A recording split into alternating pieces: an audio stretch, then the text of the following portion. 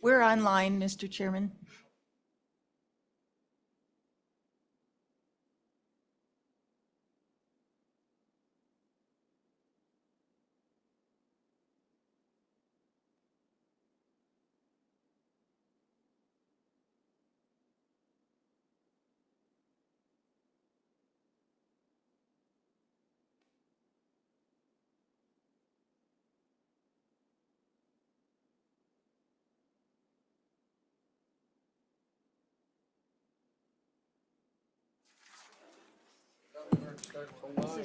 Roll call for House Revenue. Representative Brown, Present.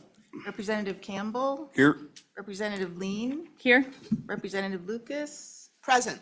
Representative Riggins excused, Representative Storer, Here. Representative Stivar, Present. Representative Wharf, and Chairman Locke. Present. We have a quorum, Mr. Chairman. Excellent. Thank you, Donna, for that. And everyone, welcome to the revenue meeting, House Revenue.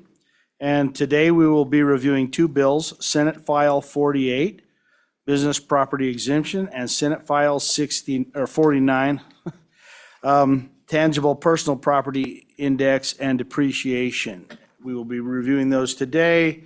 And if everyone please silence the cell phones and all that fun stuff. And I think, Don, it looks like we maybe have one person online that we'll do for each. So very good. So I think we'll get started. Both these two bills are both interim committee bills.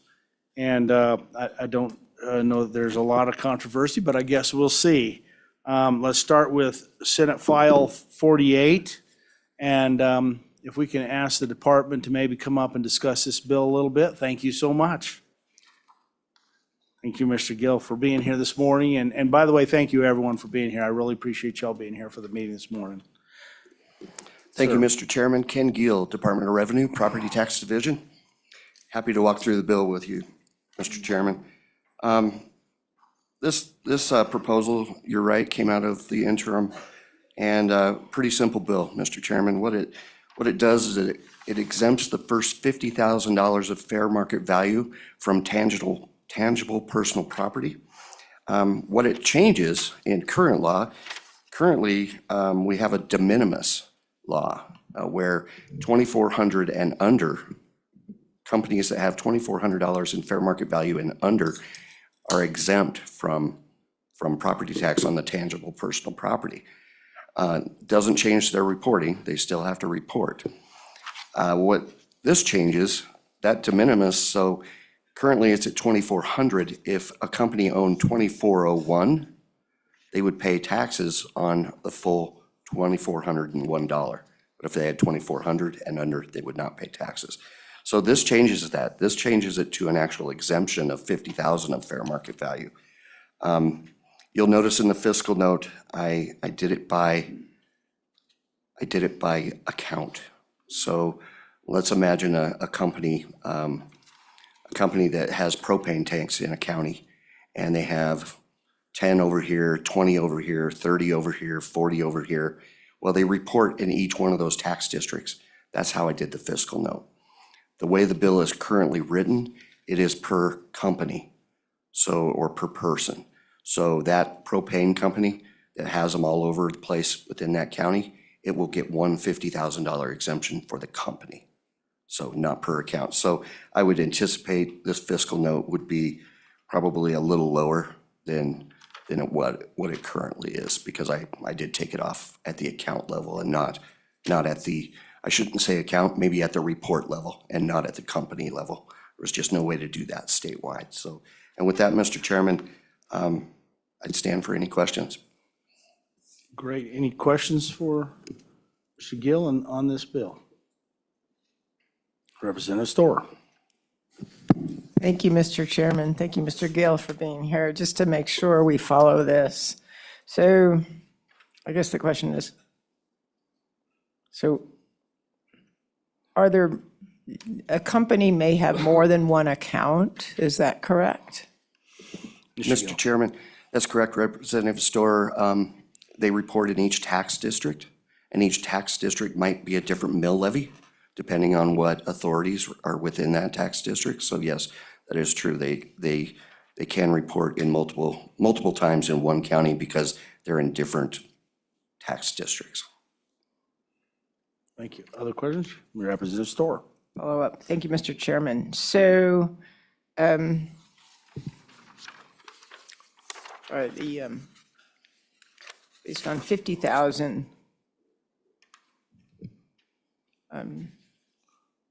could you just walk us through the fiscal note a little more clearly? That might be helpful. Mr. Gill. Absolutely, Mr. Chairman. So the fiscal note was done at the account level or the report level. So every report that was reported, so if it was under 50,000, that value went away. It was not taxable per report. So the way the bill is written currently, it's per company or per person is what it says in the bill. So when I did the fiscal note, I really had no way of breaking out those companies one by one, not knowing the syntax of every county. You know, maybe on one, the same company, maybe they call it corporation in the name, and same company, they call it corp. You know, they've just abbreviated it. So there was no way to do it per company, but this is per report. Other questions? Representative Lucas? Thank you, Mr. Chairman. Mr. Gill, always a pleasure to see you.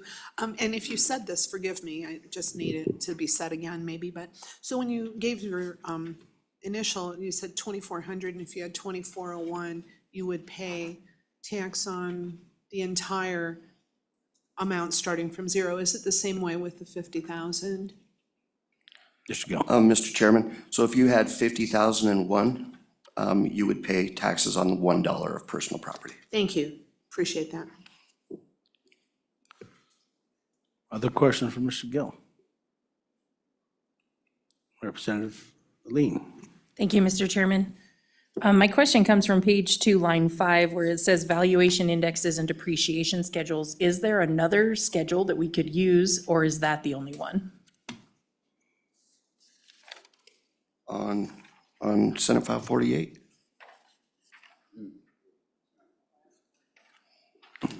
Sorry, Mr. Chairman. No, it's all good. Other questions on 48?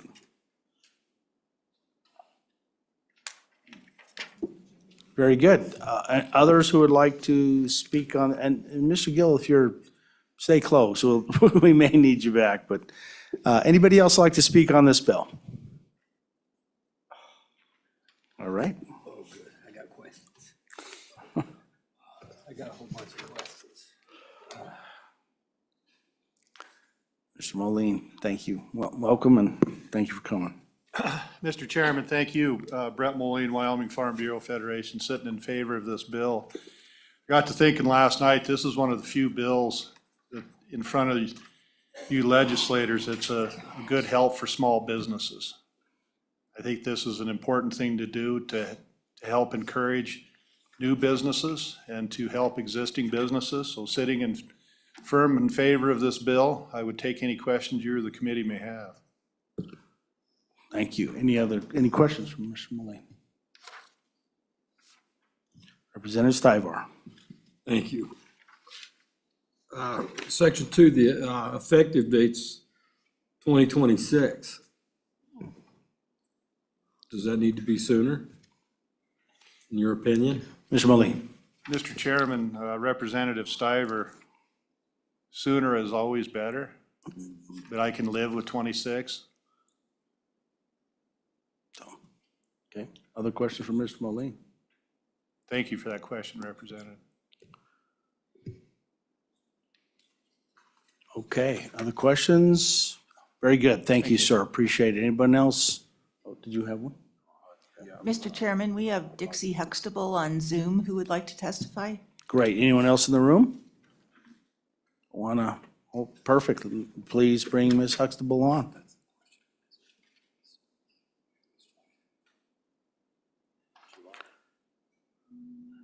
Interesting. We should ask. Mr. Chairman. Ms. Huxtable, welcome, and thank you for coming. Good morning. Thank you, Mr. Chairman and members of the committee for allowing me to testify via the computer. This Wyoming weather has trained me over the years to be very careful with the roads. So instead of getting up at 4 o'clock this morning, I opted to do this. So thank you very much. I wanted to clarify a couple of things with this bill. Dixie Huxtable, Converse County Assessor. In regards to the multiple accounts for one taxpayer, Mr. Gill is correct, absolutely, in using the example of a rental property was a good example. We get one company reporting in multiple districts. So we would have to figure out a way to allocate this $50,000 between those accounts. As well, we have, especially in the oil and gas industry, we have companies that report multiple accounts in one district. So there may be 100 accounts because they will put maybe an oil pad or an oil well separately on each account at their request. So trying to develop a way to allocate this $50,000 as we read it to one taxpayer amongst all those accounts will take a little bit of time, which is why we appreciate the 2026 effective date to give the department time to promulgate rules so that we can do this uniformly across the state and be treating everybody fair. It's not a problem of being able to do it. It's just how are we going to do it when it's one person with multiple accounts? So we'd appreciate that consideration of leaving it at 2026. And with that, I would stand for any questions. Got my question answered. Excellent, thank you. And that was, I think, a big question that to be answered there to make sure we did the right thing. Appreciate it. Yes. Mr. Representative Campbell, please. Thank you, Assessor Haspel. You have no problems with any of the wording other than being able to allocate between the accounts. Everything else looks good. Ms. Huxtable. Mr. Chairman, Representative Campbell. Yes, as long as we understand that the intent is owned by a person. So as Mr. Gill referred to, we sometimes get companies that have an entity as an LLC, or they have the entity as a corporation, or both. It's the same name, just a different, type of entity. We're going to presume that those are separate persons. Certainly the time that the department can have to promulgate rules will help clarify that for us. We may have ABC Corporation, may be ABC LLP or LLC. So that's going to be a little clarification that we'll need through the rules. But we believe the intent is that every individual entity taxing taxpayer would be eligible for $50,000 exemption. And we can do our best to administer that in 2026. Thank you. Any other questions from Ms. Huxtable? Representative Wharf. Thank you, Mr. Chairman. Ms. Huxtable, can you tell me on page 2, line 1, it talks about the $50,000 is applied to the fair market value of business property. How is the fair market value determined? Ms. Huxtable? Mr. Chairman, Representative Wharf, currently in our CAMA system, for the most part, we use a cost approach to appraise personal property, and we use a trended historical cost in the majority of the cases. We do have the ability to use market if we know what that property is selling for in the open market. But typically it's a trended historical cost. So it's a reported installed cost that the company reports to us. It's trended to today's dollars and then depreciated over the life and effectiveness of the equipment. There are multiple kinds of depreciation, as you're probably all aware. And so that's how that fair market value is established. Once that is established, there would be a $50,000 exemption applied I'm presuming at the account level, not the itemized equipment. That's one of those things we'll work out with rules. I don't think any system's going to be able to allocate that $50,000 by individual pieces of equipment. For example, a company has 10 pieces of equipment that totals $100,000 in fair market value. There's not going to be a way for us to allocate that $50,000 between those 10 pieces of equipment.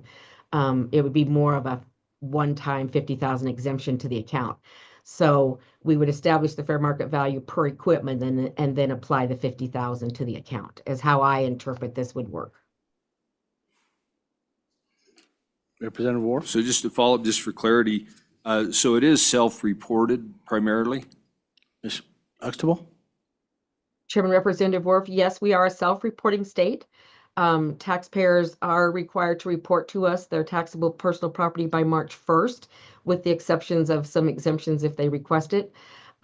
If they do not report by March 1st, current statutes require us to use our best information available to establish a value for that equipment.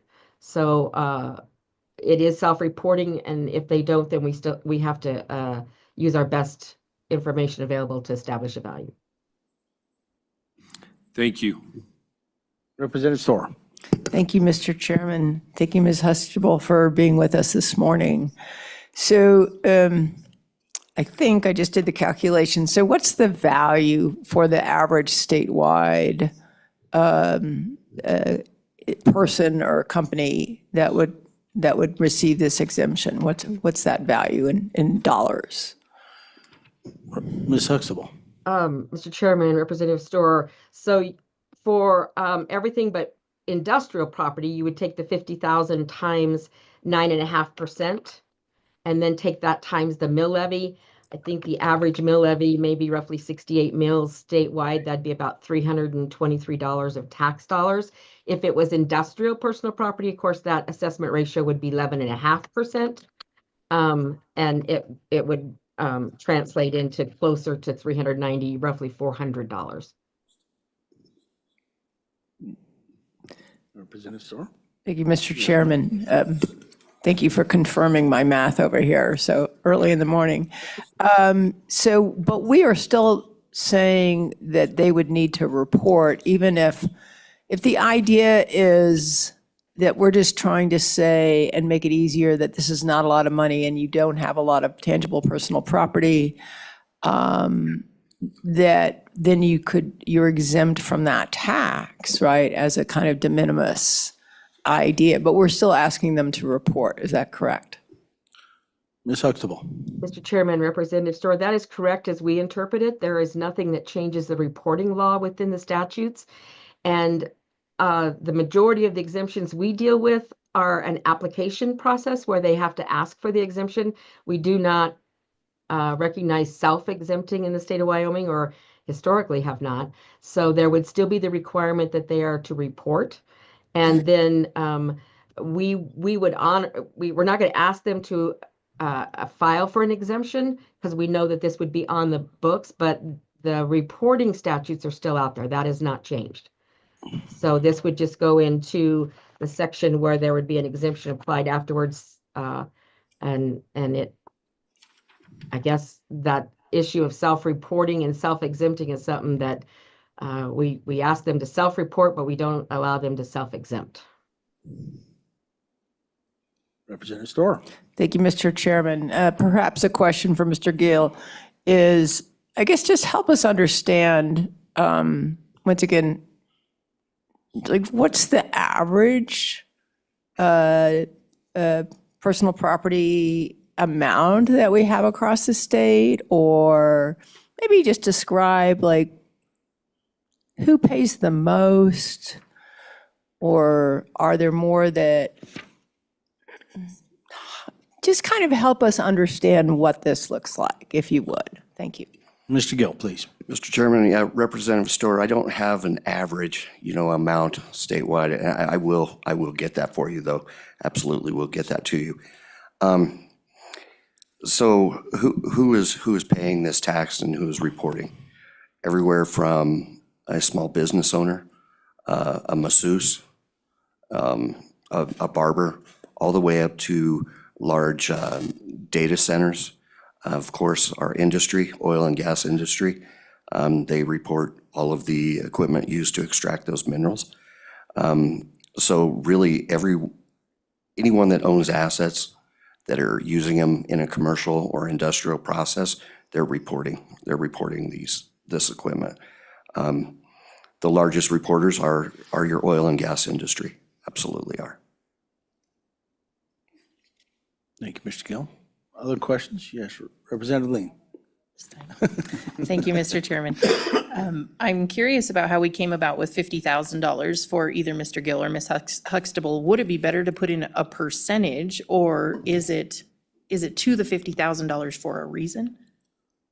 Mr. Gill. Mr. Chairman, that was a number that the interim committee chose. I think we had a placeholder there at one time. In fact, during one of the interim meetings, it went 50,000, 100,000, 150, 200, 250. And I did a report. If you look back at the November meeting of revenue, of the Joint Revenue Committee, I did a report for all 250 all the way down to 50,000. And that was just something the committee asked us to report on.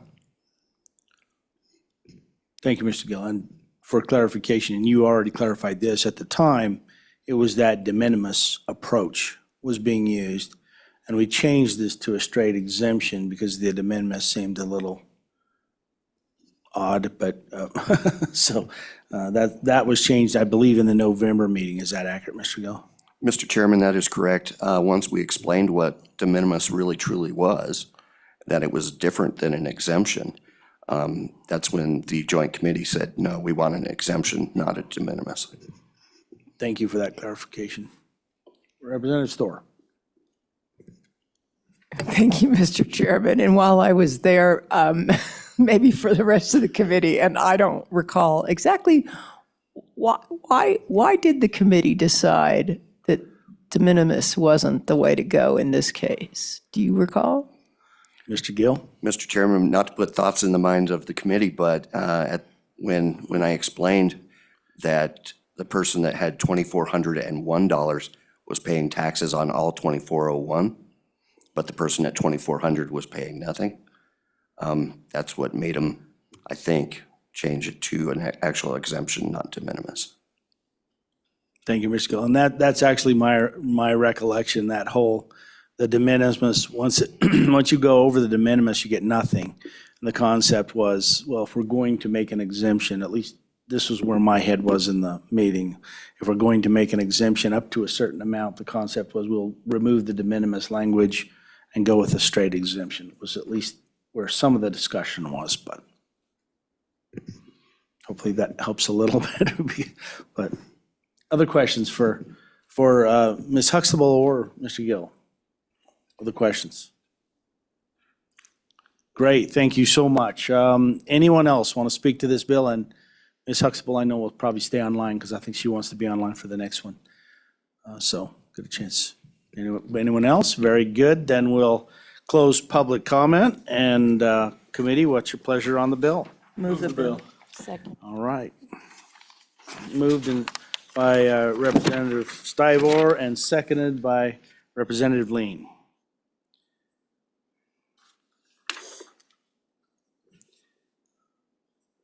All right. Hang on one second. All right. Any amendments to this bill? Well, it's simple. It's all on page 2 for the most part, 1 and 2. So any amendments? No amendments. All right. Any discussion on the bill? Representative Storr. Thank you, Mr. Chairman. I would just ask the committee to understand that this is asking the assessors to do a lot of work, and the value from each taxpayer is fairly minimal.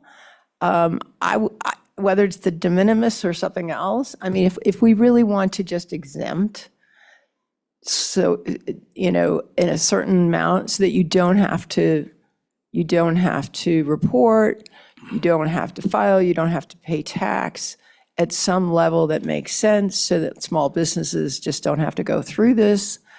That's something I would support, that I feel like would help streamline our process, rather than make it more cumbersome and ask our assessors to do a lot of work just to give a large company a $300 cut on their taxes. I just don't see the value in the bill. Other discussions on the bill? Representative Worf. Yeah, Mr. Chairman, don't know if I'm gonna be in the minority or not. I'm probably gonna vote against it just because I'm concerned about all the piecemeal exemptions that we have. And I would prefer, rather than passing this, I would prefer to in the interim, look at our entire tax structure and try to make sense out of all the things that we're trying to do. I think it's a mistake to keep piecemeal and everything. And for that reason, I'm going to vote against this, but I do hope that the committee will support an effort to look at the entirety of our tax structure and get away from all this piecemeal stuff. I think this is problematic. So that's why I'm going to vote against this bill. It's not criticism of the bill. I think it's a good effort to try to help, but I agree with Representative Storr. It seems to me a lot of work for little return, and I'd rather look at the whole. Thank you. Thank you, Representative Schwarf. Other discussion on the bill? Seeing none, let's, if you'd call the roll, please. This is a roll call vote on Senate File 48, Business Property Exemption. Representative Brown, No. Representative Campbell, Aye. Representative Lean, Aye. Representative Lucas, Aye. Representative Riggins excused, Representative Storer, No? Representative Stivar, Aye. Representative Worf, No. Chairman Locke. Aye. We have 5 aye, 3 no, and 1 excused, Mr. Chairman. All right, Senate File 48 has passed the Revenue Committee, and we'll be moving to the floor, and I guess we'll discuss, I might discuss who might carry this bill. If one of you wants to carry the bill, I'd appreciate someone to do that. But not critical at this moment, so we'll move on to Senate File 49. All right, so this is another, and so tangible personal property index and depreciation. All right, Mr. Gill, you okay coming up and discussing this one? This one might have a little bit more conversation, but thank you so much for being here and at least bringing this to us. Appreciate that. Thank you, Mr. Chairman. Ken Gill, Department of Revenue, Property Tax Division. Pretty simple bill again here too, a little more complicated than the previous one that you looked at. This one here changes the property indexing and depreciation. Really the meat of the bill, and this is engrossed, by the way, the meat of the bill is on page 2. For tangible personal property, fair market value shall be determined using valuation indexes and depreciation schedules provided by the department. Okay, so that's current, and that doesn't change anything. That's how it is valued now. Provided that no valuation index or depreciation schedule shall be used to increase the fair market value of fully depreciated property above the depreciation floor for the property. And then it goes on to explain what depreciation floor is. And depreciation floor is 20%, or 20% good, or 80% depreciated. So it basically is saying that no index or depreciation schedule can take it above that 20% floor. So currently, when we're valuing personal property, and Assessor Huxtable kind of went into it in the last bill, we take the original reported installed cost, we trend that to today's dollar, so a past dollar to today's dollar, and then we depreciate it. Each asset has a different life expectancy. Some assets have a life expectancy of 30 years, whereas like a computer equipment has a life expectancy of 5 years or 6 years. Very short, as you know, when you buy a computer, it doesn't last very long before technology catches up and you need to buy a new one. So every asset that we look at personal property has a different life expectancy. What this bill does currently, what it will do is it will take that trending and trend it appropriately until it reaches its effective age or its effective life expectancy. and then it will freeze that trending. That's what it's intended to do. It'll freeze that trending, and then it will just stay at that value from there on out until it's removed from service. Because then once it's removed from service, it's no longer taxable. We do have an amendment, Mr. Chairman, that we worked on last night, and I believe the committee has it. And if it would be okay to discuss that, Mr. Chairman, this time, or? Yes, please, Mr. Gill. Please do. So on page 2, line 6, after the word department, make that a period. And then delete, provided that no valuation index or depreciation schedule shall be used to increase the fair market value of the fully depreciated property above the depreciation floor for the property. That would be deleted. And in place of that, add, once the tangible personal property reaches the depreciation floor, the trending factor shall remain constant for subsequent years until it is removed from service. So we're deleting all the way, are we deleting all of line 7? Yes. Is that right? Correct. And we're deleting all of line 8. Correct. Just want to read it the way we've got it. And we're deleting over to property on line 9. Through the period. Through the Mr. Chairman. period, correct. And then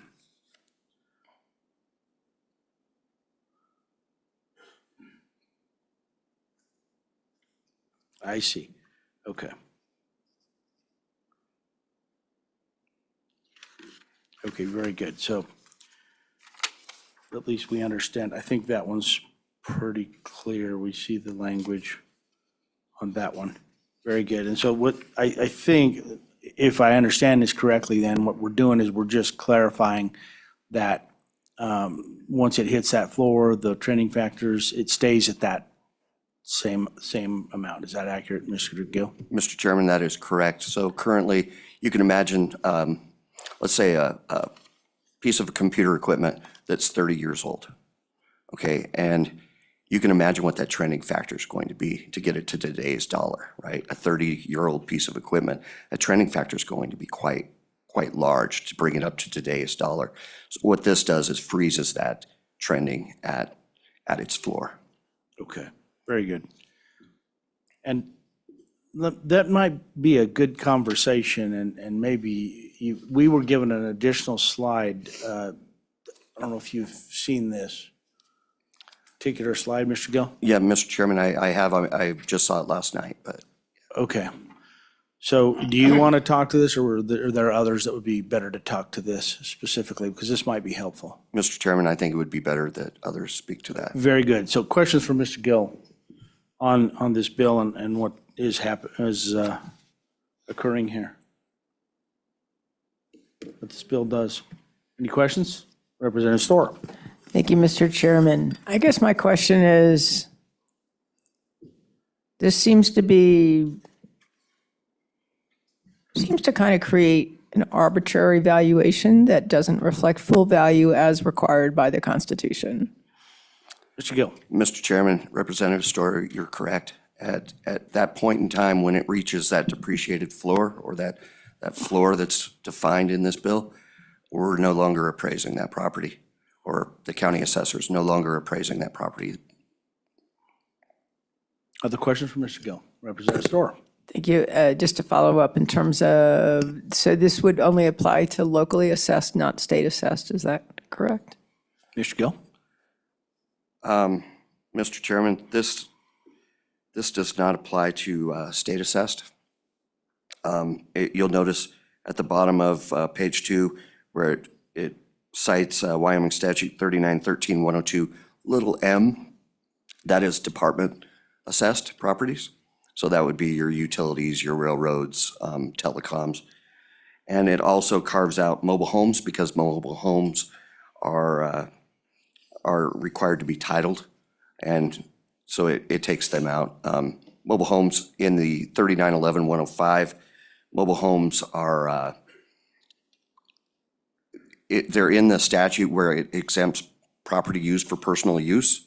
So like your TV, your couch, things like that, but then it excludes the mobile homes from that exemption. Gotcha.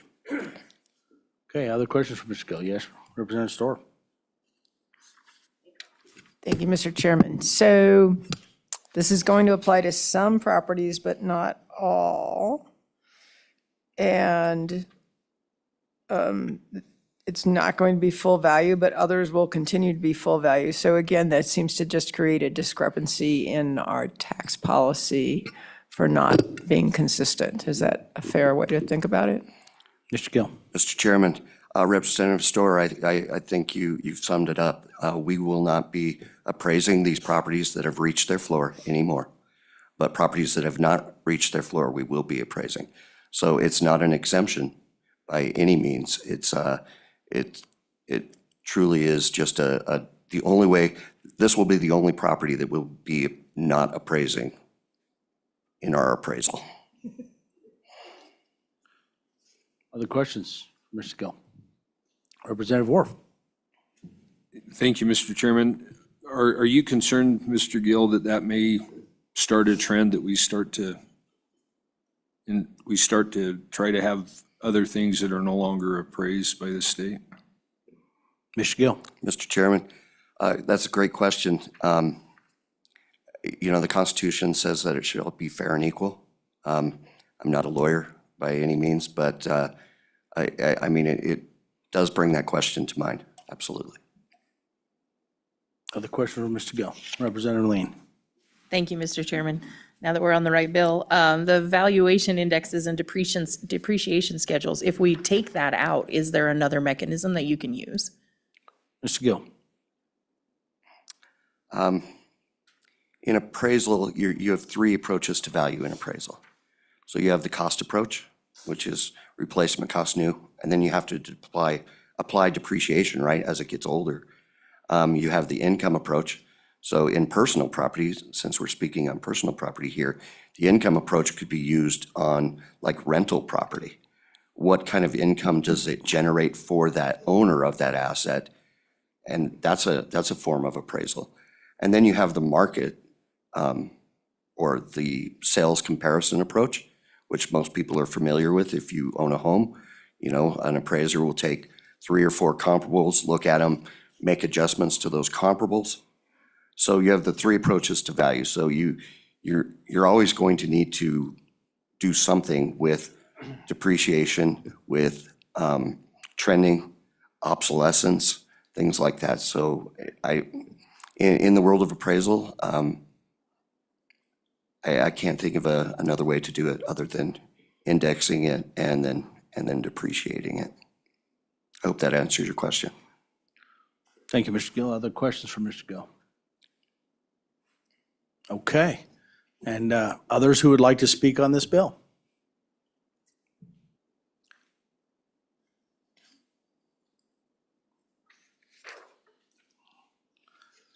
Welcome, and thank you for coming. Mr. Chairman, members of the committee, good to be in front of you this morning. My name is Hank Hoversland, and I'm the Executive Director of the Wyoming Taxpayers Association. For those of you that don't know, WTA is an advocacy group with a complementary research arm. We're not a pro-tax organization, nor are we anti-tax. Rather, our mission is to advocate for sound tax policies for a healthy Wyoming economy. WTA believes that sound tax policy are ones that are justified, equitable, stable, and transparent. With that being said, Mr. Chairman, my organization supports Senate File 49, Tangible Personal Property Index and Depreciation. The proposed valuation method in this bill is justified as the current system may value an older piece of equipment that is fully depreciated at a higher level than a brand new piece of equipment. And you can see that, Mr. Chairman, I believe you brought it up, that graph that you were talking about that we have that has the yellow on it. Along the same line of reasoning, Senate File 49 is equitable because it does not artificially inflate older pieces of equipment.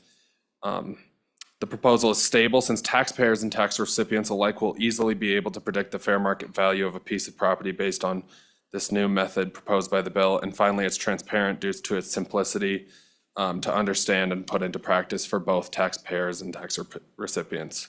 With that, Mr. Chairman, I would ask for the support of this legislation of you and the committee as this bill is one method that the legislature has in front of it to give some relief to business, small and big businesses alike across the board. And it allows them to reinvest funds in their local communities. Mr. Chairman, if I may, I just would like to respond to a couple of questions from Representative Storr. Although these pieces of equipment might not being appraised, they're still going to be assessed taxes on their fair market value as defined by this bill when they hit that depreciation floor. So just because they're not being appraised doesn't mean they're not paying taxes on those. And the way that the amendment by the Department of Revenue, I think we had an amendment up there, but we are in support of the Department of Revenue's amendment to get to the issue and make this bill a little more clear and easier for everyone to understand. Trend factors are still applied for the years of useful life of that piece of equipment. All we're asking is that once that piece of equipment hits its depreciation floor or its useful life, that the trend factors quit being applied, because as you can see, a 49-year-old piece of equipment right now can be paying more have a higher fair market value than when it was acquired by a company. And to us, that just doesn't feel equitable or justified. And so for that, Mr. Chairman, I would stand for any questions that you or the committee may have. Thank you. Any questions for?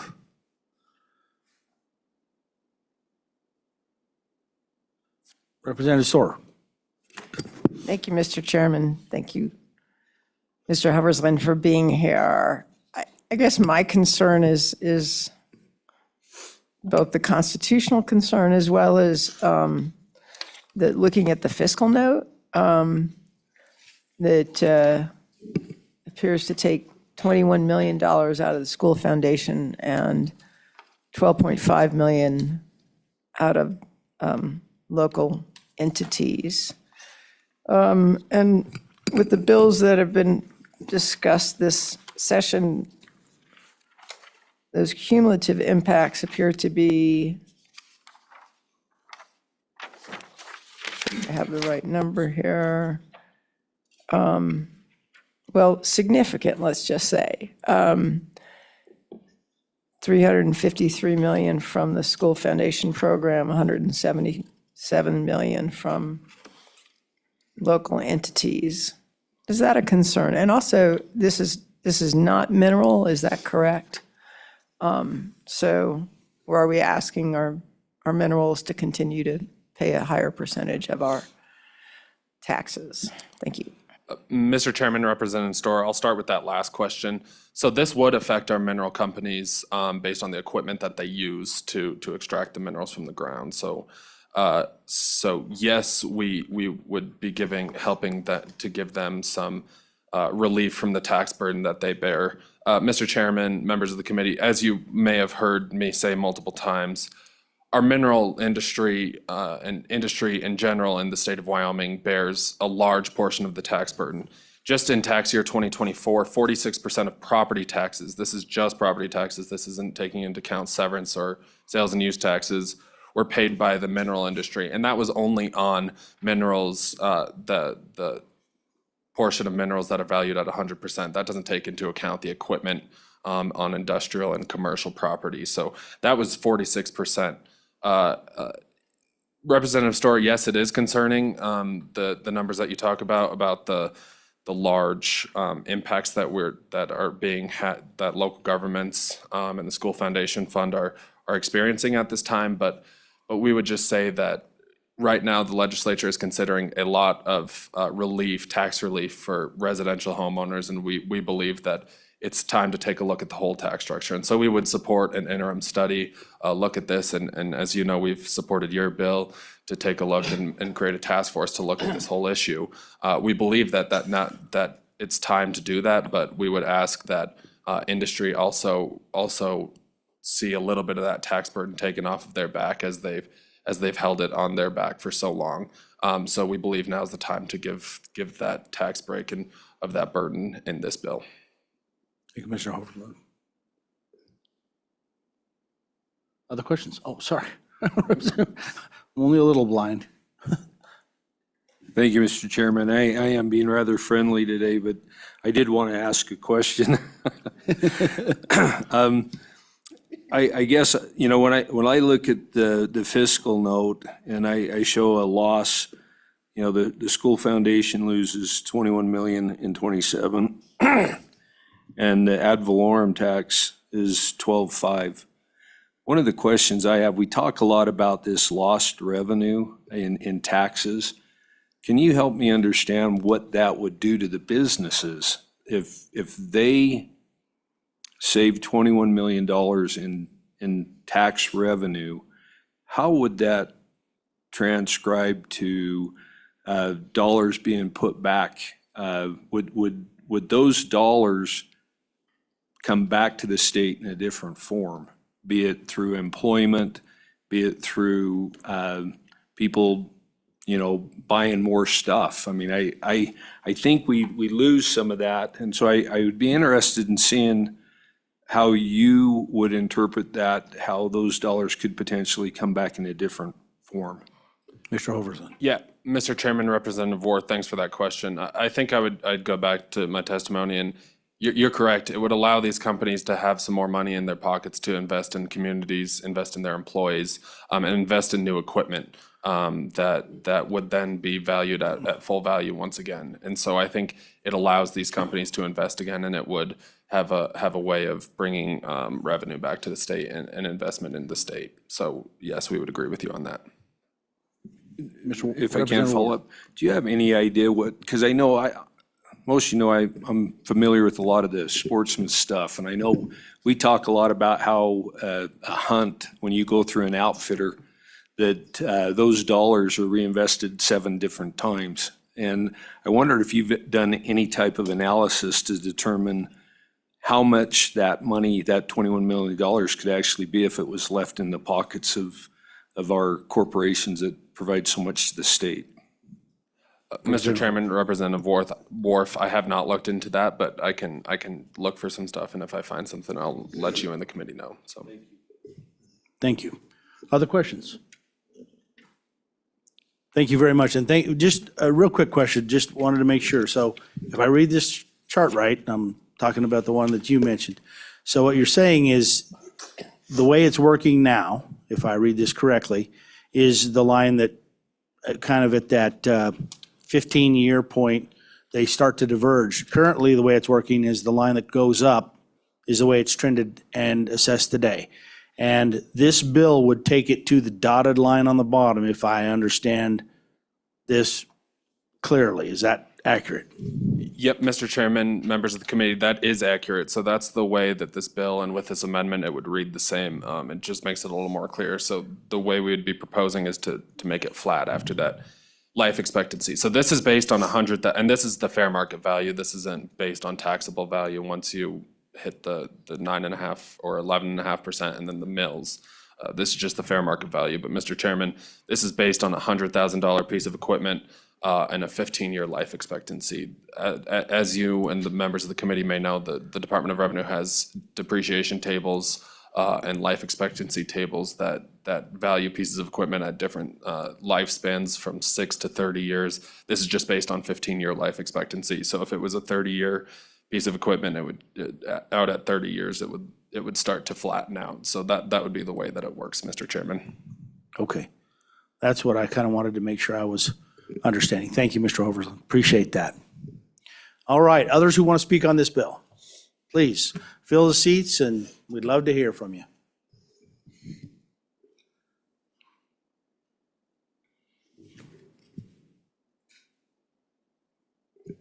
Welcome. Thank you, Mr. Chair. My name is Ben Moritz. I'm Executive Director of the Community College Commission. Just a few quick words. This particular bill and the prior one, first of all, we understand that these address some of the taxation issues that businesses across the state are facing.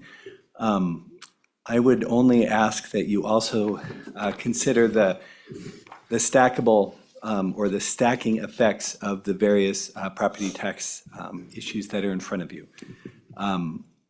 Each one of the bills is slightly different and impacts a different set of taxpayers.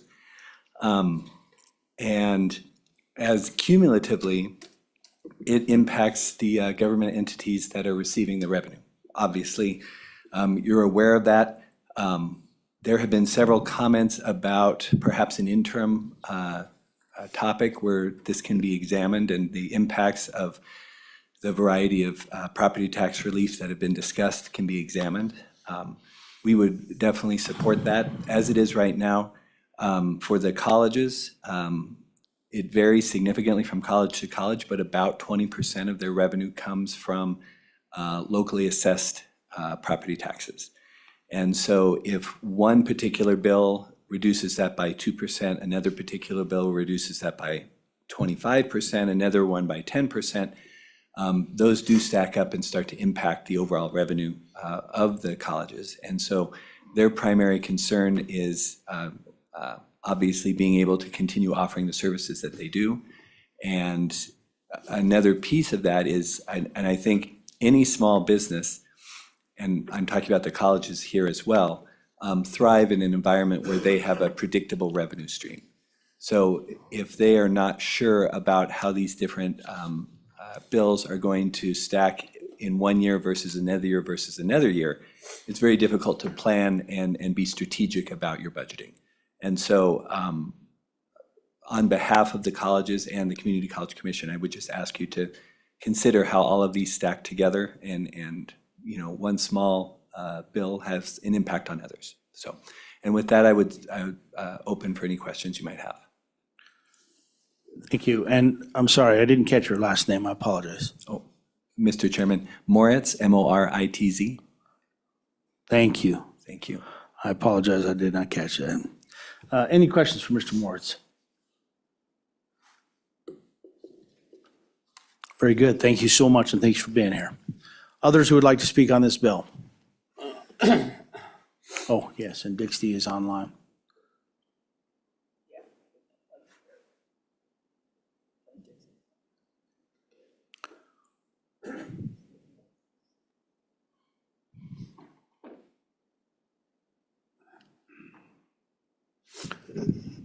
Mr. Ryman.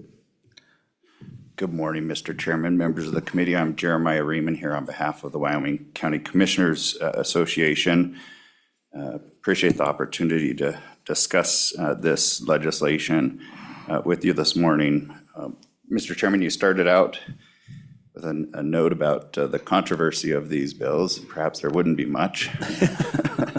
I would just articulate and echo the comments that you just heard about the cumulative impact of all of the property tax measures that are before the legislature.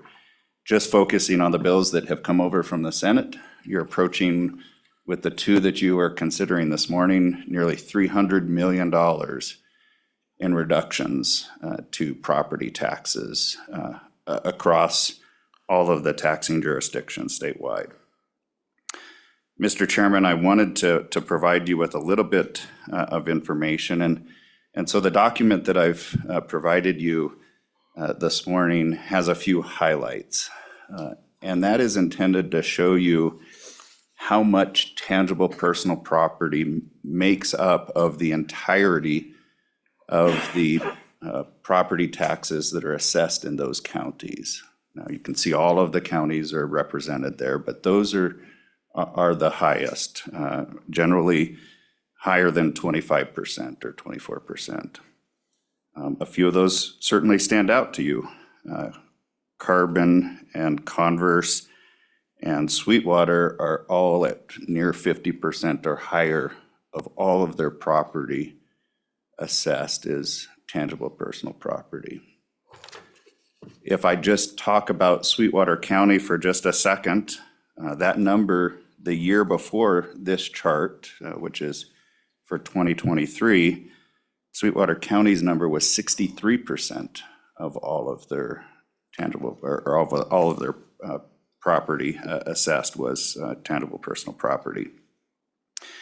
And Sweetwater County, if you look across all of those taxing categories between 2015 and 2024, is already down $3.6 million across all of its revenues from property taxes. So this sort of approach and others that you're considering or may consider in the future have a serious effect for jurisdictions like that.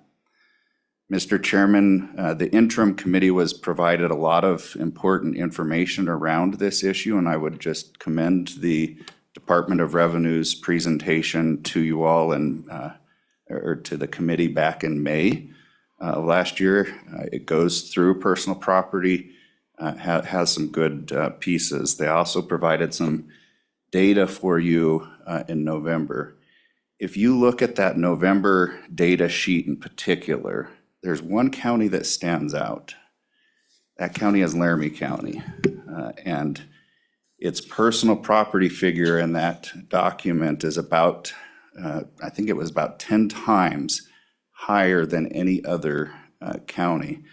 And you might ask yourself, well, why is that? Data centers. The data centers under this legislation are going to see a significant tax break as a result of this legislation. You might say that's okay. We want to use that as a recruitment tool, but remember, we already exempt the purchase, the sales and use tax for purchases of that property. So we would essentially have companies here, maybe future companies here, not paying a whole lot of taxes, but certainly demanding a lot of services, and companies that frankly can afford to pay these taxes and aren't asking for these tax breaks, but we're giving them. So I would just ask you to give quite a bit of pause as you consider this legislation. And with that, Mr. Chairman, I would sit for any questions that you might have. Question for Mr. Raymond. Thank you, Mr. Chairman. I'm going to ask the same question you, Jeremiah. We have, you know, we show this loss of tax revenue. I don't see anybody talking about those dollars, how much of those dollars come back in a different form and how much that multiplies. Because I know, like I said, I look at the stuff I'm familiar with is hunting.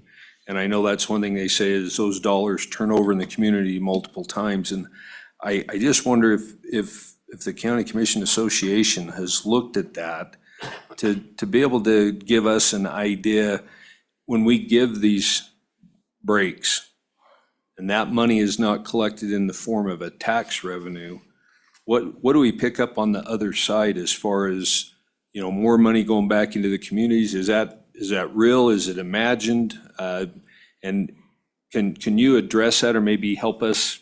I would like to have some idea of that when we meet this summer. If you can help us, Mr. Chairman, thank you. Mr. Raymond. Mr. Chairman, Representative Worf, I think it's a great question and certainly something that we should examine through the summer. I think in the example that you gave of an outfitter that's based out of Wyoming, certainly I think we can make a strong case that that money is going to circulate within our economy. I think it's a hard case and a big assumption to say that a data center that gets this sort of a tax break is going to reinvest that here. I have a sneaking suspicion, probably well confirmed, that that is actually going back to Washington and the other places that those companies are based. Representative Worf. And just as a follow-up, Mr. Chairman, that's exactly why I want to look at this, because I think it's important that we understand what our tax exemptions are doing, whether we're getting a return on those, and if they're warranted to continue, or if in fact we're exempting the wrong things. You know, I think we need to look at this, because by all means, I think we would all agree that the people that are investing in our future as a state, we want to see those businesses succeed and thrive. Those that are just divesting money out of our state, we probably want to see them pay a little bit more tax. And so that's why I'm asking these questions. If you could help us come up with some of those answers, would be greatly appreciated. Thank you. Mr. Raymond. Mr. Chairman, I agree. Thank you. Other questions for Mr. Raymond? Very good. Thank you so much. And we'll bring Dixie on here very shortly. Thank you, Mr. Obermuller. Thank you, Mr. Chairman. Members of the committee, Pete Obermuller, Petroleum Association of Wyoming. Great to see you all again this morning. Thank you so much. Mr. Chairman, the Petroleum Association supports this bill. Would ask you to move it forward. A few thoughts, Mr. Chairman. First, just on the philosophical question of doing things piecemeal or, pushing it to the interim to talk about it further. Respectfully, Representative Worf, I would say, this is my 12th session. If I had a nickel for every time we said we were going to push it to interim and do a holistic thing, and then nothing happens, well, I guess I'd have 60 cents. It happens every year. So the outcome of that is nothing happens, particularly for industry. So I have great respect for my colleague and friend, Mr. Riemann, but he steals a base when he says there's, over 300, 300 million or whatever he said regarding a property tax. Almost all of that is captured in SF 69. I think you know that, and I know that. That the residential property tax bill that's sitting on your committee of the whole is the lion's share. This one is much, much smaller.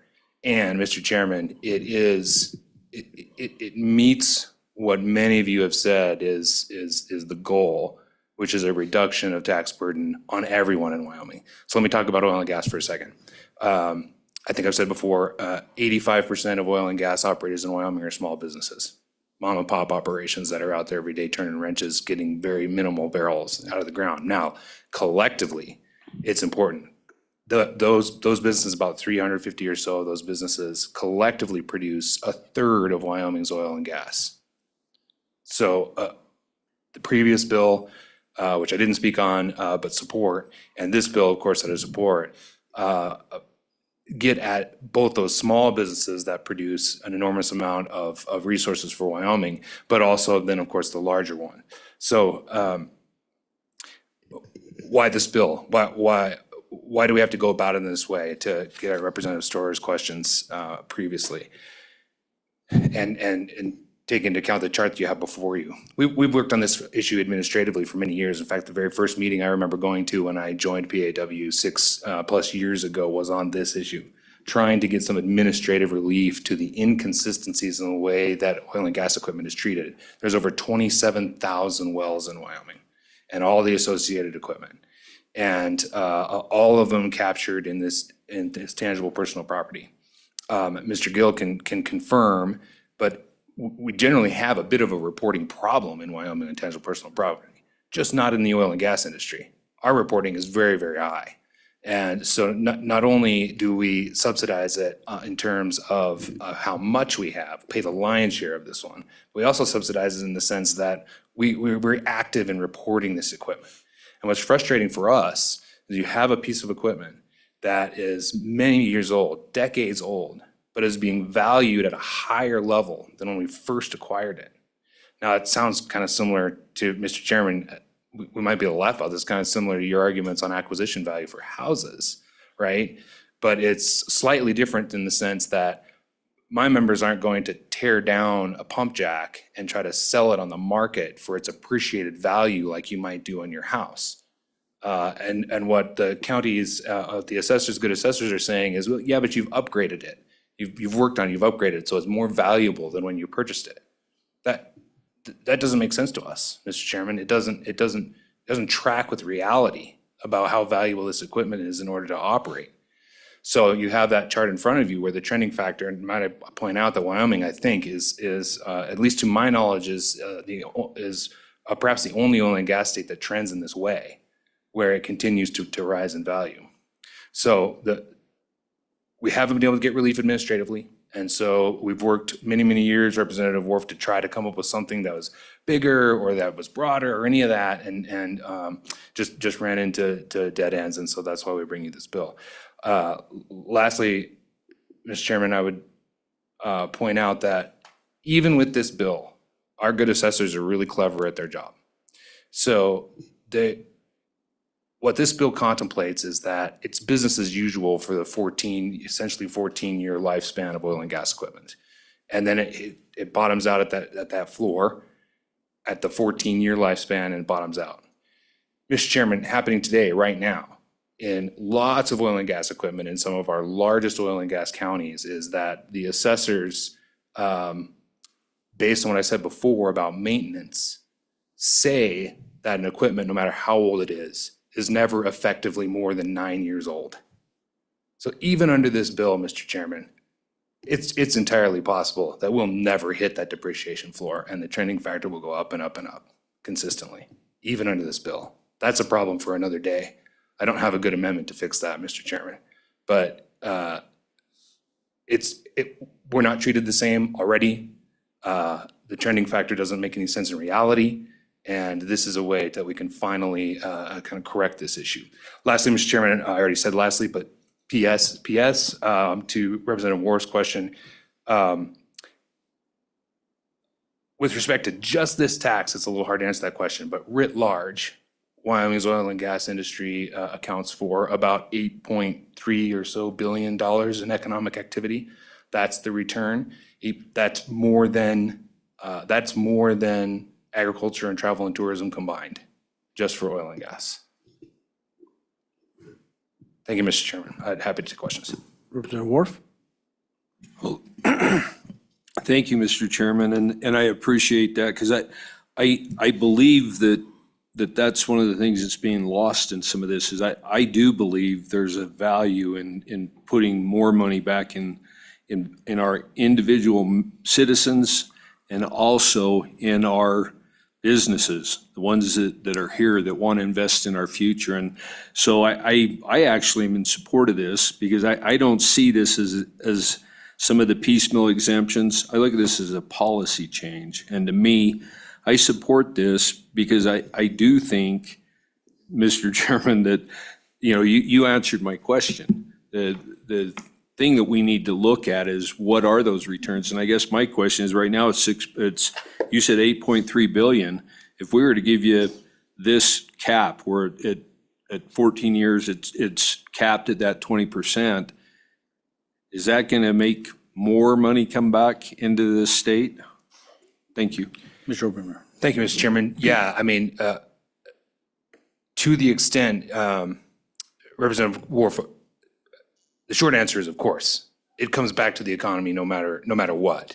Now where specifically it goes, that's an open question. But like I said, 85% of Wyoming's oil and gas industry are small businesses that are located here, headquartered here, go to school here, send their kids to school here, all that stuff. So that's true. I do want to address, because you've brought it up, the issue of the data centers. The data centers are, taxation policy related to the data centers is a very good question. And I actually do think the Revenue Committee should take that up. It's a new industry. I don't think they fit squarely into our taxation scheme in Wyoming. And I think collectively we should think pretty carefully about that. But I don't think, again, that we should not make any changes on behalf of somebody else, because right now data centers get to ride on that. And I say that with some trepidation, because I've said before publicly in this committee that it kind of irritates me a little bit that large multinational companies get to ride on oil and gas coattails because of our taxation scheme. I don't love that, to be honest. So I understand where Mr. Ream is coming from on that one for sure. But my opinion is that needs to be carved off and discussed as how does our taxation work as it relates to data centers, and not hold something else back because of that. The question for Mr. Obermiller? If you wouldn't mind, you talked briefly about small oil, but can you kind of go through the number of small oil companies and some of that, the supporting companies? Because I think that review of the numbers, I've heard it, but I know it would be good for everybody here to understand. When you talk about 85% of the oil companies are small, it's kind of nice to hear the whole, these are our neighbors. And so that would be helpful if you wouldn't mind kind of walking through that a little bit. Yeah, Mr. Chairman, so obviously the biggest production comes from the large companies that have economies of scale and have the ability and capital to do the drilling in the Powder River Basin, to have the rigs that are up right now. And because of the way the technology works, production is at its best, at its peak, right when you drill, for 6 months, a year, right after that. That's when everything is coming, it's coming out fast, and then it declines from there. So And after that, the larger companies tend to try to look for new reservoirs, new plays, places where they can continue to apply their expertise to drill new wells. So what happens to those wells, those 27,000 wells I mentioned? Well, they're still producing. They just have a decline curve. And they tend to be sold off to smaller companies, mid-sized companies and smaller companies that keep those going. And it's in Wyoming's best interests to have policies that help keep those wells that have been produced before, keep them producing, help them increase their production and all of that. And that's where the largest amount of just sheer numbers of businesses are, as in those wells that have already been produced, they've come down off their peak, but they're still producing for Wyoming. So that's the 85%. That's about, numbers are kind of iffy, Mr. Chairman, on this, but it's about 350, 400 companies based in Wyoming, Wyoming people out there producing those marginal, or mid-level wells every single day. And then above that, I mean, it's about, I want to say, 6 or 7 companies that are, producing more on a daily basis. And that's where the largest amount of revenue comes from. And they're not necessarily concerned about this tangible personal property. In a lot of what, sometimes they've offloaded their tangible personal property to the smaller guys that are in Wyoming. Thank you. Other questions? Very good. And then anyone else in the room to speak? And if not, Thank you, Mr. Chairman. Thank you, Mr. Obermuller.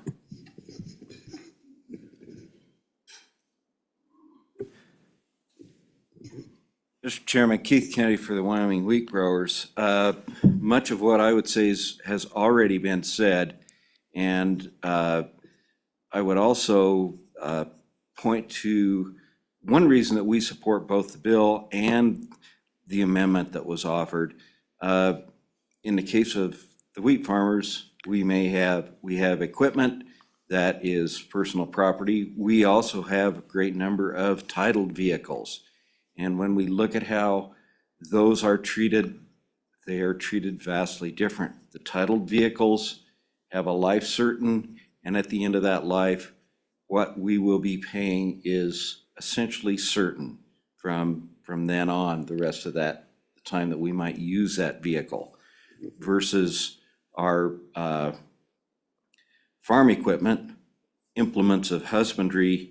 I may have a 30-year-old piece of equipment that its value is greater now than when I first purchased it 30 years ago. And so I think it's reasonable that we account for that depreciation in its useful life. I also believe that this would also encourage people to upgrade equipment sooner. And as in terms of dollars, now we're looking at combines that are around $1 million new. So the effective value of that at the end of its useful life is $200,000. That's then taxed for the rest of its life. It may be, on the other hand, my neighbor who buys that piece of equipment used at a certain amount, that's the amount that's reported and will be depreciated from then forward. So we would appreciate your support of this bill. And I would agree that we need to look at all of these, because with the increased cost of these, many producers are now going to a model where they may lease equipment and it'll only be in the state for 2 months rather than owned. So I think we do need to dive deeper, but I also think this is a help for these producers. And I'd also point out, as Mr. Obermuller said, many of these folks are also owners of mineral rights, so they have these same issues when there's an oil well or gas well on their property as well. So they're also paying those taxes, both severance and ad valorem, from what they receive. So with that, I'd welcome your questions. Question, Mr. Kennedy. Very good. Thank you, Mr. sir. Chairman. Appreciate that. All right. And do you mind, let's bring Dixie in, but please have a seat. You can come up to there, but I think we've got Dixie online. We've had her hanging out there for a little bit. So if we don't mind bringing Ms. Huxtable in. Thank you, Mr. Chairman. Can you hear me this morning? Yes, we can. Thank you. Thank you so much. for allowing me to testify. Dixie Huxtable, Converse County Assessor. As county assessors, for property tax purposes, it's our job and responsibility to appraise property at fair market value. The International Association of Assessing Officers recognizes that the principle of highest and best use is used when valuing tangible personal property, which is what this bill is all about. And therefore, they deem that market value is synonymous with value in use. It embodies the premise that when dealing with the value of property for a specific use, an object's value is related to that use. I tell you that because that's one of the principles that we follow, and we have guidelines with that through the Department of Revenue and their property manual, and all this information is out there for public information. At this proposed legislation, you are defining fair market value by a mathematical equation when that property reaches the end of its economic life. What that value in use is would now be a mathematical calculation, not an appraised value. And if that is the policy of the legislature, we'll do our very best to administer. We do find that the language in this engrossed version of the bill is somewhat confusing, specifically in regards to page 2, line 8, where it talks about fully depreciated. To a lot of people, fully depreciated is zero. And so when you try to track this bill as the language is in the engrossed, it does get a little bit confusing. Therefore, we would support the Department of Revenue's amendment. That makes sense to us. We clearly believe that the intent of this bill is to stop the trending when the property reaches the end of its economic life. But we do want to be clear that when you do that, you are taking the appraisal out of the equation, and you're now doing a mathematical calculation to get to that value once it reaches its economic life.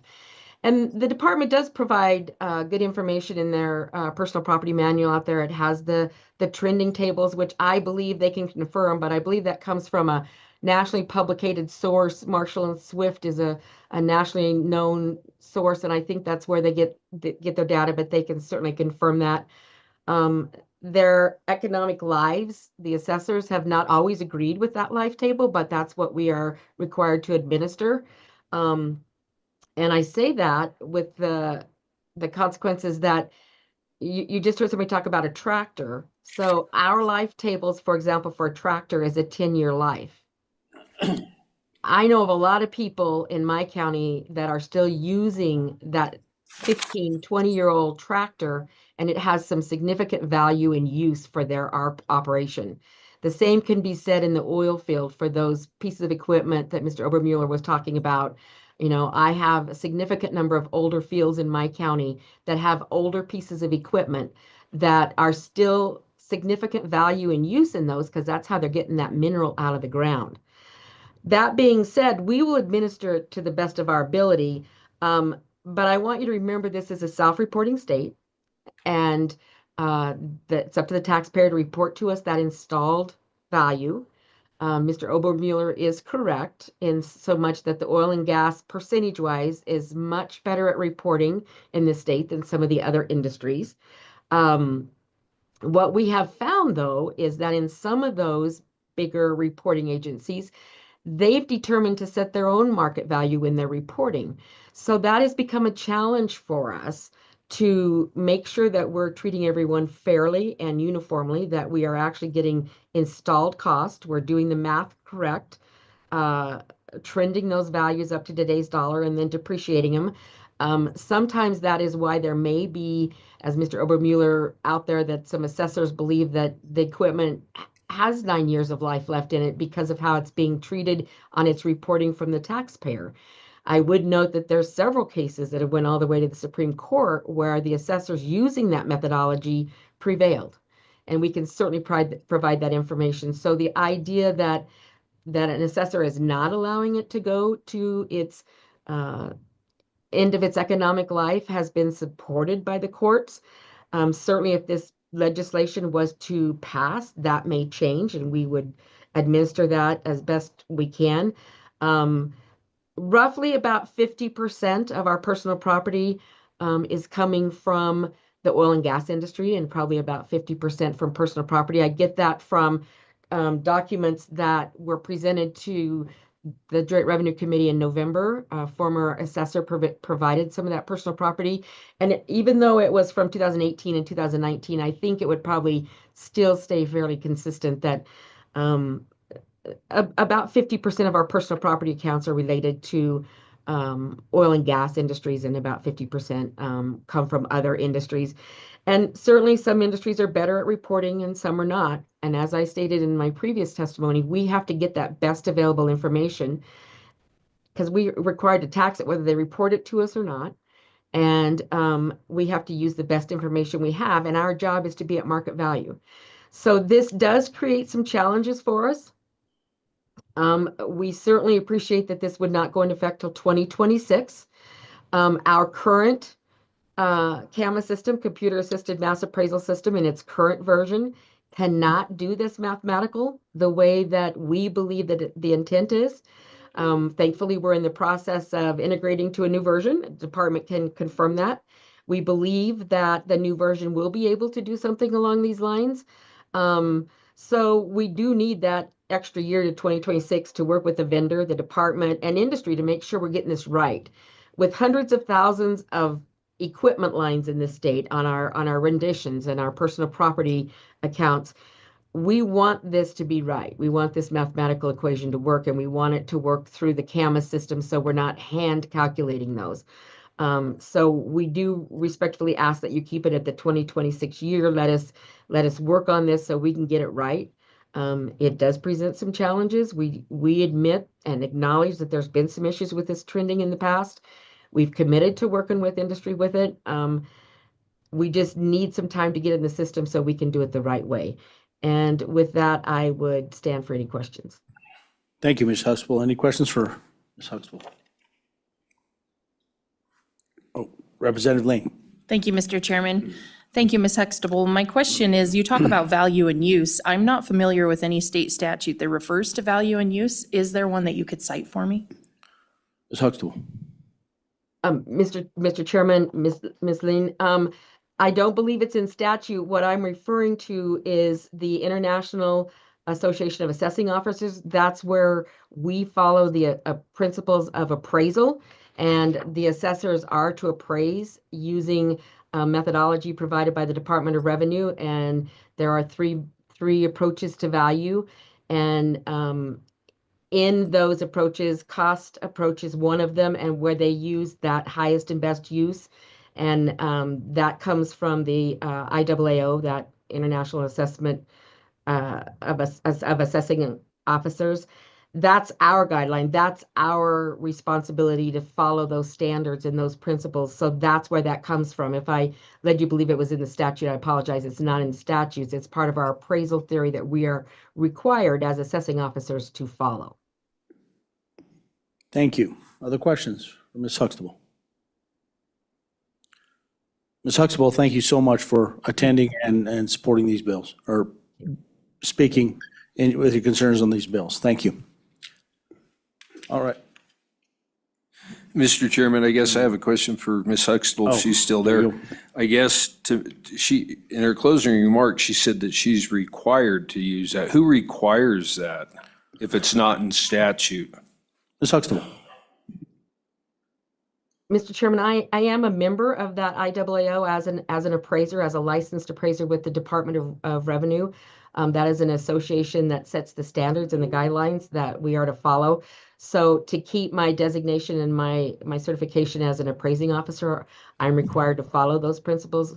So it's not in statute. However, we are to follow the education and the rules set up by the Department of Revenue, and that's part of their rules as well, that we follow appraisal theory. Thank you. Thank you, Ms. Huxtable, Mr. Chairman. That's okay. All right. Other questions for Ms. Huxtable? All right, very good. And well, thank you so much again. We really appreciate you being online and working with us. All right. Mr. Chairman, Brett Moline, Wyoming Farm Bureau, sitting in support of this bill to ditto the comments from the Petroleum Association, also from Mr. Kennedy, and anticipating Mr. Representative Worf's question. This money will be A lot of it is going to be reinvested back into the business. There's never a shortage of places that you can spend money on your business, so the vast majority, it is going to be reinvested in one way or another. And with that, Mr. Chairman, trying to be brief, I'll take any questions you or the committee may have. Thank you. Any questions? All right, Representative Lean. Thank you, Mr. Chairman. Thank you for coming today. My question is, do you feel like those that you represent may hold back from replacing something new because of the current standard that we use for depreciation value? Mr. Chairman, Representative, anytime you have a financial, it does affect their decision. The taxes that you pay on it is going to affect the decision. How much is going to depend on each operator. But I think having this where it's consistent and dependable, you know how it's going to be figured, will be a help, so to be able to anticipate what the taxes are going to be better. So I think this will, the dependability of this system, the consistency of it will lend to a better understanding of how they are going to reinvest. Other questions, Mr. Moline? Thank you so much. Appreciate that. Anybody else to speak on this bill? And Director, please.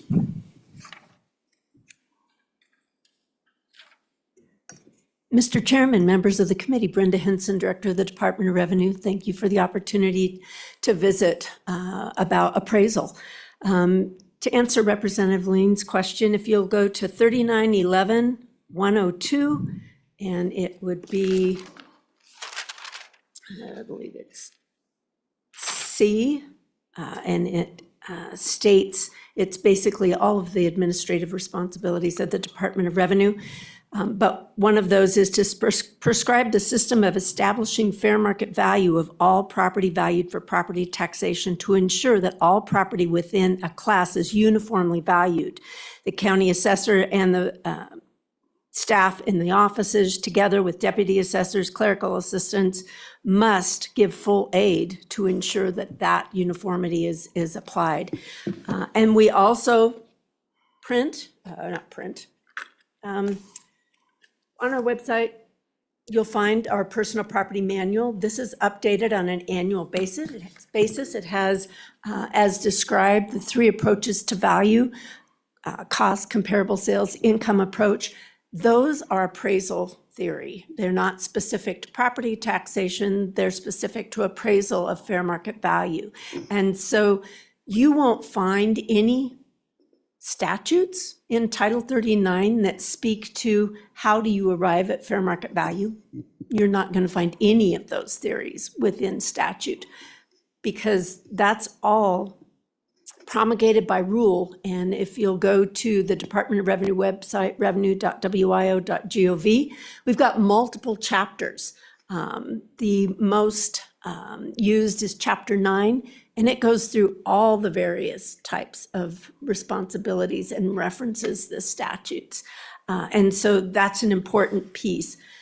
Specific to this bill, I did want to mention that this bill, the language in the bill currently assumes that we receive a reported installed cost on every piece of equipment that the county assessor and the Department of Revenue are required to value. The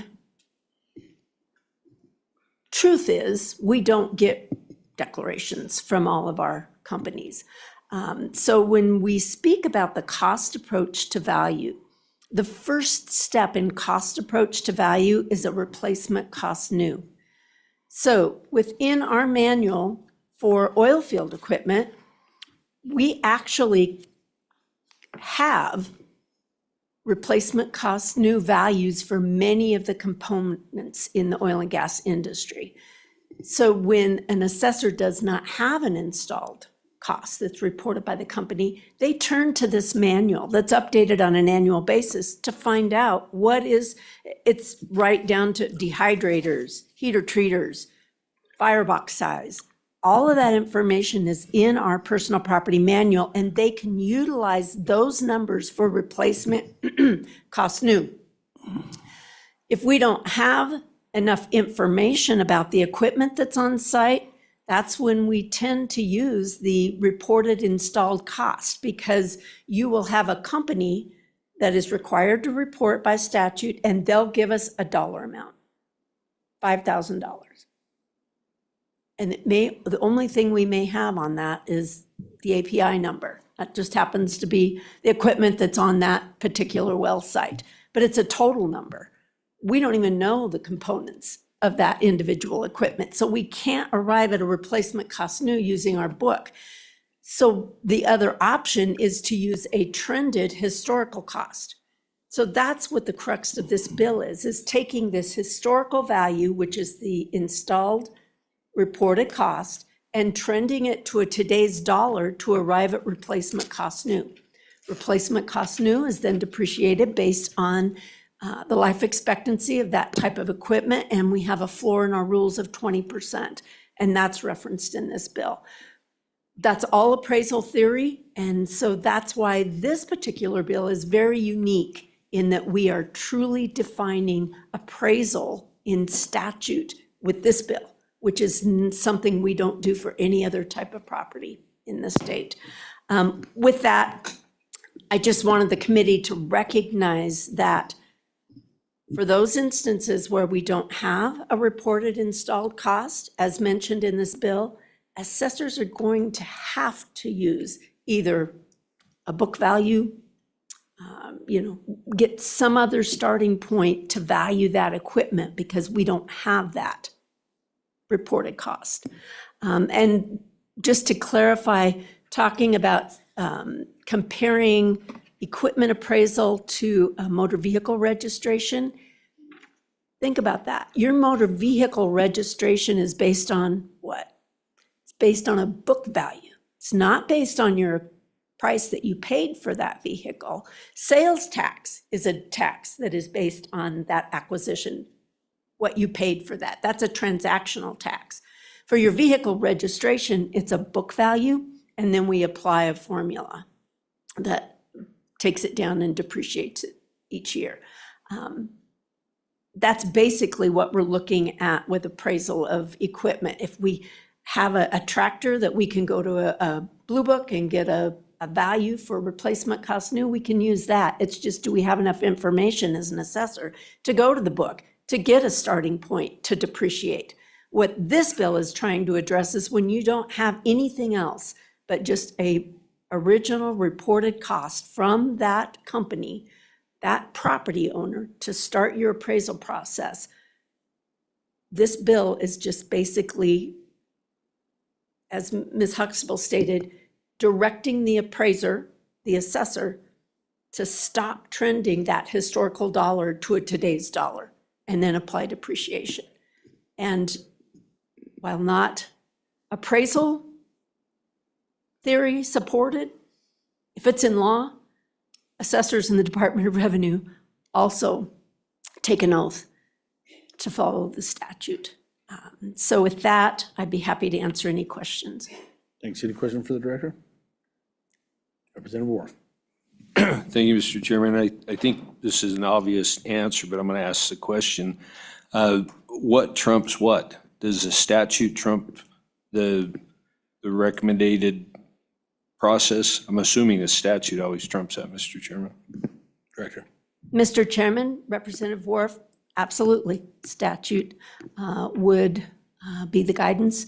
And we will, if this bill were to pass, we would open up our Chapter 9 rules on appraising personal property. We would update it based on the statutory changes, and we'd also update our manual. You'll find all the exemptions for personal property are also covered within the guidance that we provide to assessors. The key then is the computer-assisted mass appraisal system, ensuring that every piece of equipment is appraised using the best available information and applying the math, if you will, uniformly across the state. Thank you. All right. Representative Ling. Thank you, Mr. Chairman. We hear a lot about the CAMA system, and I'm curious if there are other systems available or if that is like the gold standard that is out there. Director. Mr. Chairman, Representative Lean, CAMA stands for Computer Assisted Mass Appraisal System. It is not a software that's called CAMA. There are multiple CAMA systems out there. We have been with our current vendor since 2005. It's important to have a computer system mass appraisal system that is programmed using the statutory references, the appraisal theory that is specific to Wyoming. And so they've been a very good partner for us. Could we go out for RFP like we did when we chose our current vendor? Absolutely, we could start that process over. But I will tell you, every CAMA system requires different types of information to calculate a value. And so for assessors to convert the data that's in the current system to another system is a significant process, and it's costly. And but we benefit by the mindset of the legislature in that all funding for the CAMA system comes through the legislature to the Department of Revenue, and we pay for the hardware, software, everything that it takes for an assessor to complete their statutory duties. That comes out of the Department of Revenue budget, except for manpower. Thank you, Director. Okay. All right, thank you so much. Thank you, Mr. All Chairman. right, if there's no one else to speak on this bill, we'll close public comment. And we didn't miss anybody online, right? Okay, thank you so much. We'll close public comment. Committee, pleasure. Move the bill. Move the bill, okay. Seconded by Representative Worf, moved by Vice Chair Stivar. And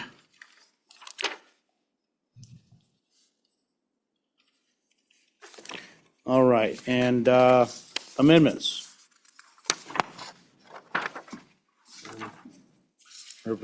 Co-Chair Stivar.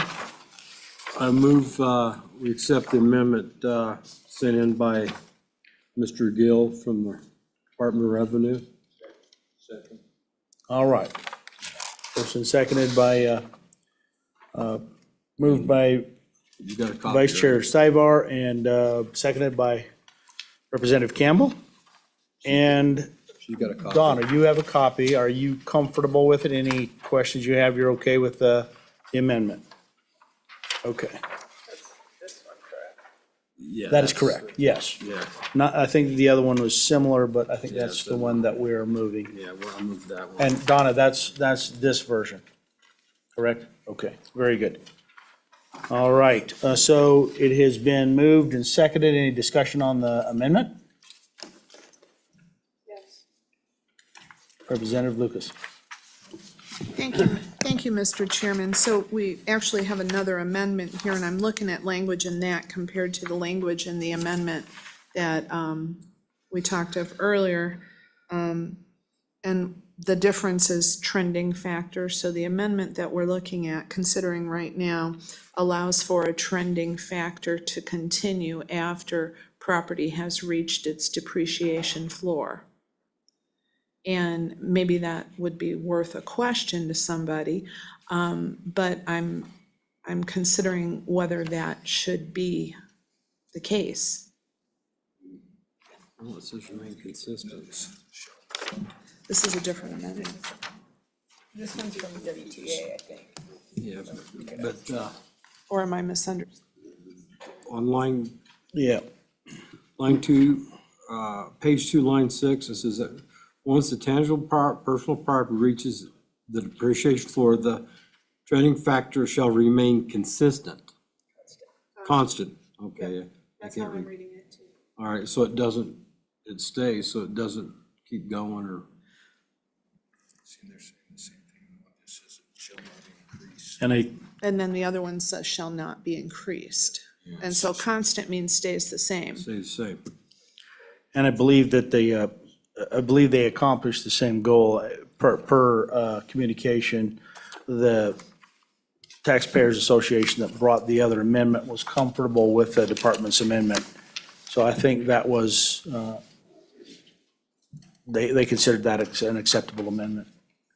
Okay, thank you. Okay, you bet. All right, any other discussion on the amendment?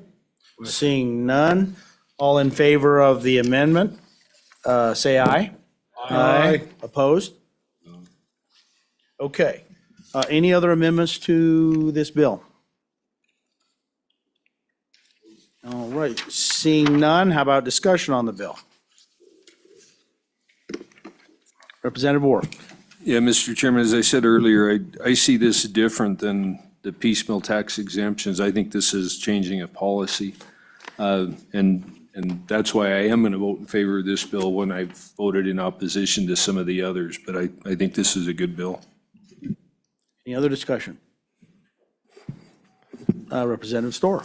Thank you, Mr. Chairman. I do continue to have concerns over the fiscal note and the impact to different counties that we discussed earlier and what this means, and as well as then taking into effect all the other bills out there that are reducing revenues for local entities and the school foundation program. So I just think it's a moment to say, let's, as much as I appreciate the frustration with interim processes, I would like to understand better what the impacts of this bill will be for local communities, and as a result, I'm going to be a no. Other conversations?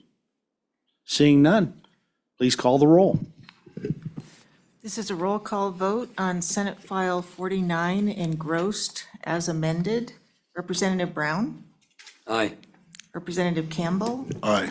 Representative Lean? Aye. Representative Lucas? Aye. Representative Riggins excused. Representative Storer? No. Representative Stivar? Aye. Representative Wharf? Aye. Chairman Locke? Aye.